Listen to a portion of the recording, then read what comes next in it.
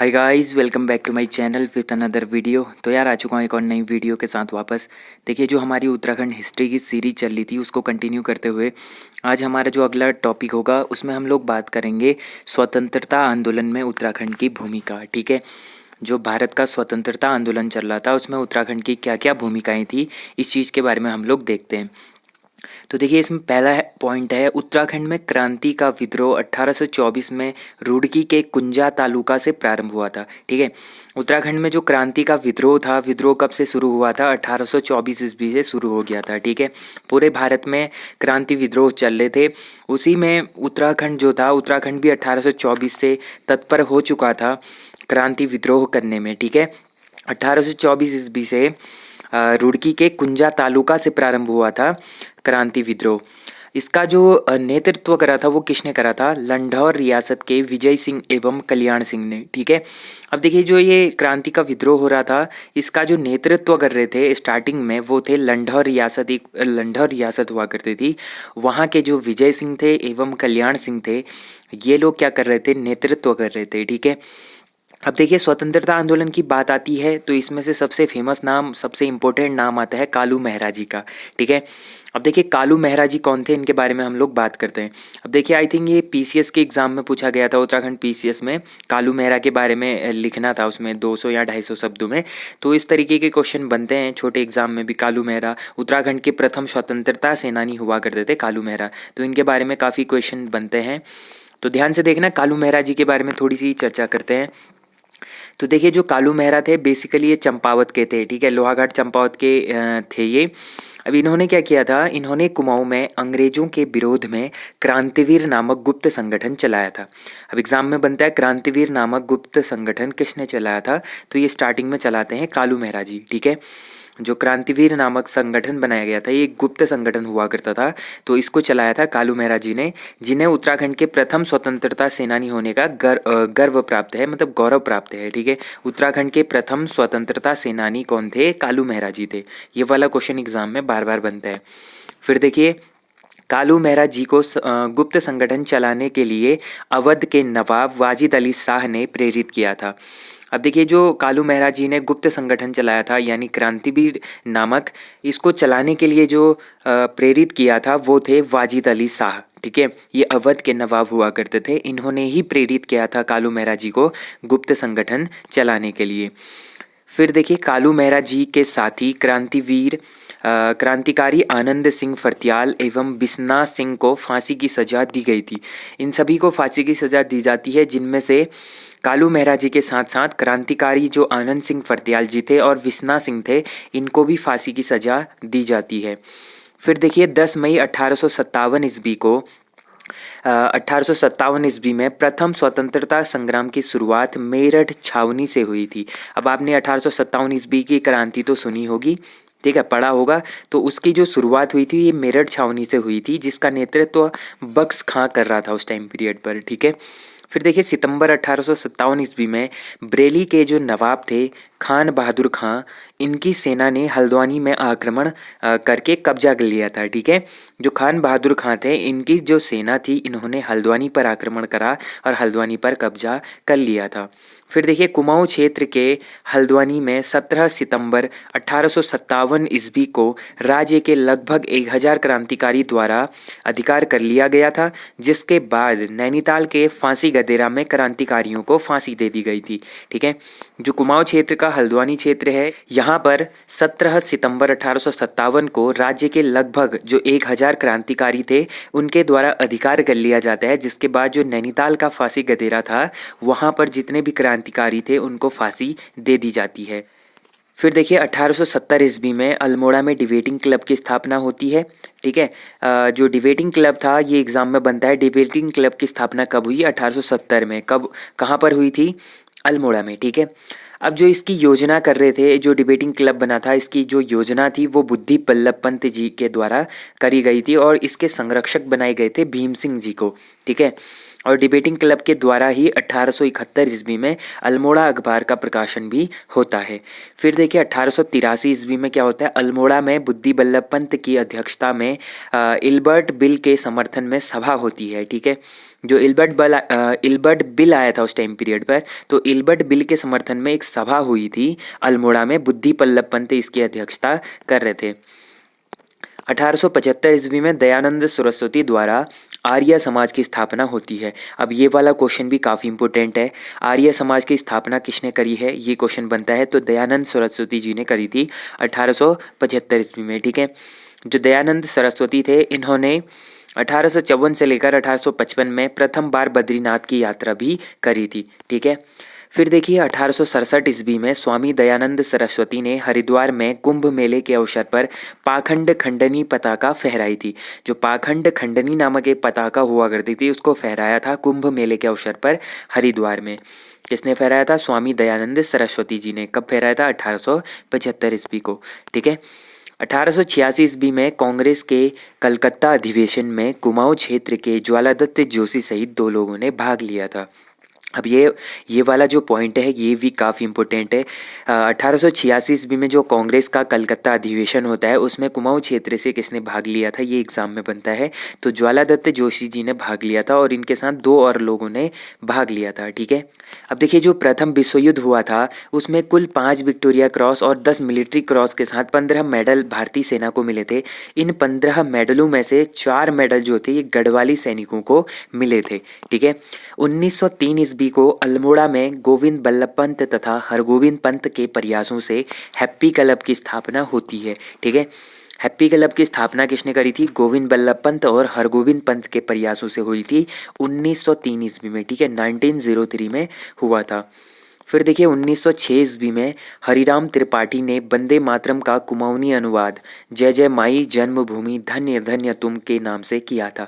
ठीक है, 1906 ईस्वी में क्या होता है, जो हरिराम त्रिपाठी जी थे, इन्होंने जो वंदे मातरम है इसका कुमाऊनी में अनुवाद किया था और जय जय माई जन्मभूमि धन्य धन्य तुम के नाम से इसका अनुवाद किया था। ठीक है, फिर देखिए 1907 ईस्वी में धनीराम वर्मा ने कोटद्वार में गोरक्षणी सभा की स्थापना करी थी। गोरक्षणी सभा की स्थापना धनीराम वर्मा जी ने करी थी कोटद्वार में 1907 ईस्वी में। ठीक है, ये भी काफ़ी इंपॉर्टेंट है। फिर देखिए 1907 को ही मथुरा प्रसाद नैथानी ने गढ़वाल भ्रातृमंडल की स्थापना लखनऊ में करी थी। ठीक है, गढ़वाल भ्रातृमंडल की स्थापना किसने करी थी? मथुरा प्रसाद नैथानी जी ने करी थी 1907 ईस्वी में। ठीक है, गढ़वाल भ्रातृमंडल की प्रथम जो बैठक हुई थी ये 1908 ईस्वी में होती है। देखिए 1907 में इसकी स्थापना हुई और 1908 ईस्वी में इसकी प्रथम बैठक होती है। अब ये जो प्रथम बैठक हुई थी ये कहाँ पर हुई थी? कोटद्वार में हुई थी और इसकी जो अध्यक्षता कर रहे थे ये कुलानंद बड़थवाल जी कर रहे थे। ठीक है, कुलानंद बड़थवाल जी की अध्यक्षता में गढ़वाल भ्रातृमंडल की क्या होती है? बैठक होती है लखनऊ में। ठीक है, फिर देखिए 1912 ईस्वी में ज्वालादत्त जोशी, सदानंद सनवाल आदि के प्रयासों से अल्मोड़ा में कांग्रेस की स्थापना होती है। अब एग्जाम में बार बार बनता है अल्मोड़ा कांग्रेस की स्थापना कब होती है? तो 1912 ईस्वी में अल्मोड़ा में कांग्रेस की स्थापना हुई थी ज्वालादत्त जोशी और सदानंद सनवाल जी के प्रयासों से। ठीक है, फिर देखिए 1913 ईस्वी में शुद्ध साहित्य समिति की स्थापना में स्वामी सत्यदेव परिवारजक अमेरिका भ्रमण के बाद अल्मोड़ा आए थे। 1913 ईस्वी में क्या हुआ था? शुद्ध साहित्य समिति की स्थापना होती है और इसी की स्थापना में जो स्वामी सत्यदेव परिवारजक थे ये अमेरिका भ्रमण के बाद अल्मोड़ा आए थे। ठीक है, फिर देखिए पौड़ी गढ़वाल के दुगड्डा में स्टोवल प्रेस की स्थापना हुई थी। पौड़ी के दुगड्डा में क्या हुआ? स्टोवल प्रेस की स्थापना हुई थी। फिर देखिए उसके बाद 1904 ईस्वी में तारादत्त गैरोला ने गढ़वाल क्षेत्र में सरोला सभा की स्थापना करी और प्रथम जाति पर आधारित एक संस्था बनाई थी। ठीक है, 1904 ईस्वी में क्या होता है, जो तारादत्त गैरोला जी थे इन्होंने गढ़वाल क्षेत्र में सरोला सभा की स्थापना करी थी और ये जो सरोला सभा था ये प्रथम जाति आधारित एक संस्था हुआ करती थी। अब इसके बाद हम लोग बात करेंगे होम रूल लीग के बारे में, जो काफ़ी इंपॉर्टेंट है उत्तराखंड के लिए। ठीक है, अब देखिए जो होम रूल है, होम रूल की स्थापना 1914 ईस्वी में करी गई थी। अब इसमें बेसिकली मोहन जोशी, विक्टर मोहन जोशी जो थे, चिरंजी लाल, बद्रीदत्त पांडे यानी बीडी पांडे, इनका जो प्रयास था, इनके प्रयासों के अकॉर्डिंग ही होम रूल लीग की स्थापना होती है अल्मोड़ा में। ठीक है, 1914 ईस्वी में। फिर देखिए 18 अप्रैल 1916 ईस्वी में बम्बई में बाल गंगाधर तिलक ने इसकी स्थापना करी थी। ठीक है, 18 अप्रैल 1916 ईस्वी में बम्बई में बाल गंगाधर तिलक ने भी इसकी स्थापना करी थी। होम रूल लीग के पक्ष में बद्रीदत्त पांडे का कथन है, हमने छली बुढ़िया बसंती की होम रूल लीग नहीं खोली है, वरन लोकमान्य तिलक वाली होम रूल लीग खोली है। ये बोला था बद्रीदत्त पांडे जी ने। फिर देखिए 1916 ईस्वी में, सितंबर 1916 ईस्वी में एनी बेसेंट ने मद्रास में होम रूल लीग खोली थी। 1916 ईस्वी में ही एनी बेसेंट ने मद्रास में होम रूल लीग खोला था। 1918 ईस्वी में स्वामी विचारानंद सरस्वती ने देहरादून में होम रूल लीग खोला था। अब देखिए ये होम रूल लीग काफ़ी इंपॉर्टेंट है। ये ऑल ओवर इंडिया, जो ऑल ओवर इंडिया था, ऑल ओवर इंडिया में ये होम रूल लीग खुला था। ठीक है, जिसमें देखिए स्वामी विचारानंद सरस्वती ने देहरादून में होम रूल लीग खोला था, एनी बेसेंट ने मद्रास में खोला था, वैसे ही बाल गंगाधर तिलक जी ने भी खोला था। ठीक है, फिर देखिए स्वतंत्रता सेनानियों की बात करें उत्तराखंड के, तो इनमें पहला नाम आता है राम सिंह धोनी जी का। ठीक है, इनको भारत माता का सच्चा सपूत कहा जाता है। फिर है बद्रीदत्त पांडे, इनको कुमाऊं केसरी के नाम से जाना जाता है। ये वाला क्वेश्चन एग्जाम में बार बार बनता है, कुमाऊं केसरी के नाम से किसे जाना जाता है, तो वो थे बीडी पांडे यानी बद्रीदत्त पांडे। फिर देखिए हरगोविंद पंत, इनको लोकनायक बोला जाता था। ठीक है, लोकमान्य बोला जाता था बाल गंगाधर तिलक जी को, और लोकनायक बोला जाता था हरगोविंद पंत को। हर्षदेव औली जी को बोला जाता था काली कुमाऊं का शेर। ठीक है, अनुसुईया प्रसाद बहुगुणा को बोला जाता था गढ़वाल केसरी। गढ़ केसरी यानी गढ़वाल केसरी अनुसुईया प्रसाद बहुगुणा, कुमाऊं केसरी बद्रीदत्त पांडे। ये दो क्वेश्चन काफ़ी इंपॉर्टेंट हैं। फिर देखिए कुमाऊं परिषद की हम लोग बात करते हैं, ये भी काफ़ी इंपॉर्टेंट है। कुमाऊं परिषद की जो स्थापना हुई थी ये 1916 ईस्वी में हुई थी, और 1926 ईस्वी में इसका क्या हो जाता है, कांग्रेस में विलय हो जाता है। ठीक है, 1916 से लेकर 1926 यानी 10 वर्षों तक कुमाऊं परिषद चली थी, उसके बाद इसका कांग्रेस में विलय हो जाता है। इसके गठन की बात करें तो 1916 ईस्वी में इसके गठन की प्रथम कल्पना अल्मोड़ा अखबार के अंक में यानी 31 मार्च 1908 ईस्वी में की गई थी।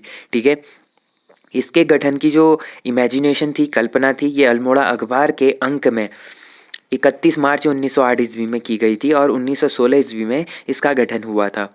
इसके स्थापना की बात करें तो हरगोविंद पंत, बद्रीदत्त पांडे, गोविंद बल्लभ पंत के प्रयासों से इसकी स्थापना होती है।